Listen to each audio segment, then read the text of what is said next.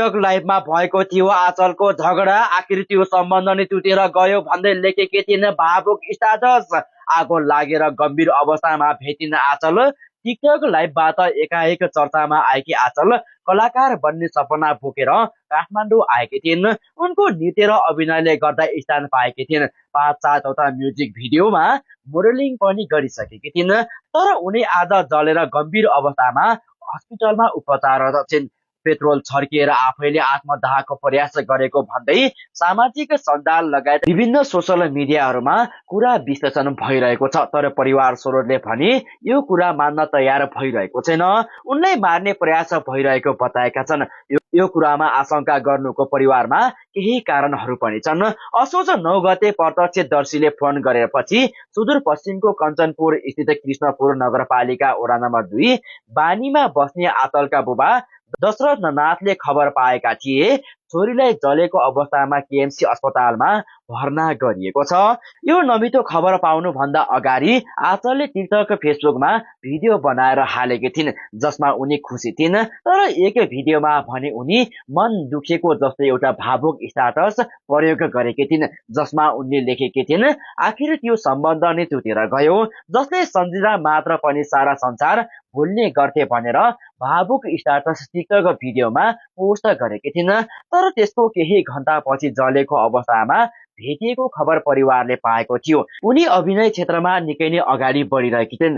Japan जानको लागि Japan भाषा पनि पढिरहेकी थिइन् जसकारण जीवनसँग निरन्तर लडिरहेकी थिइन्। त्यसकारणले पनि आफैले पेट्रोल नछर्केको परिवारको दाबी छ।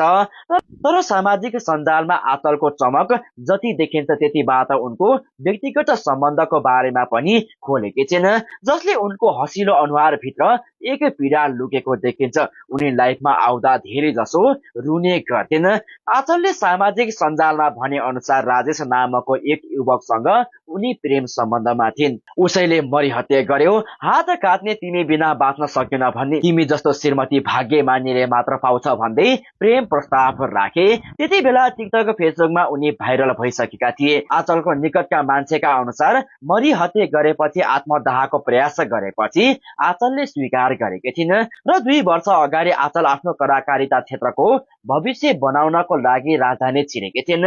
आचल प्रेमीसँग लिभिङमा बस्न थालेकी थिइन् तर राजेश स्वार्थपूर्णले भरिएका थिए। उनी मात्र आचलको लाइफ लाइनमा आउन चाहन्थे र भाइरल बन्न चाहन्थे जुन भयो पनि। जसै फेमस हुन थाले यसपछि राजेश टाढिन थालेको आचलको विगतको भिडियोहरूमा स्पष्ट बुझ्न सकिन्छ।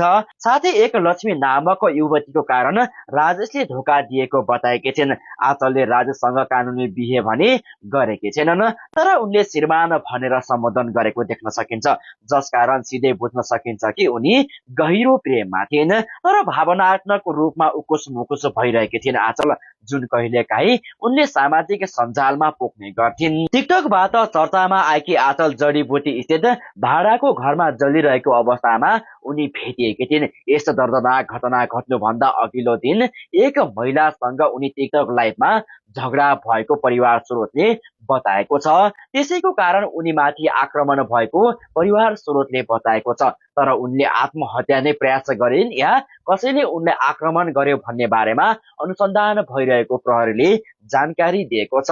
अहिले केएमसी अस्पतालमा आचल गम्भीर अवस्थामा उनी उपचाररत रहिरहेका छन्। उनको शीघ्र स्वास्थ्य लाभको कामना गर्दै यो भिडियोलाई धेरै भन्दा धेरै नेपालीहरूको माझमा शेयर गर्नुहोला।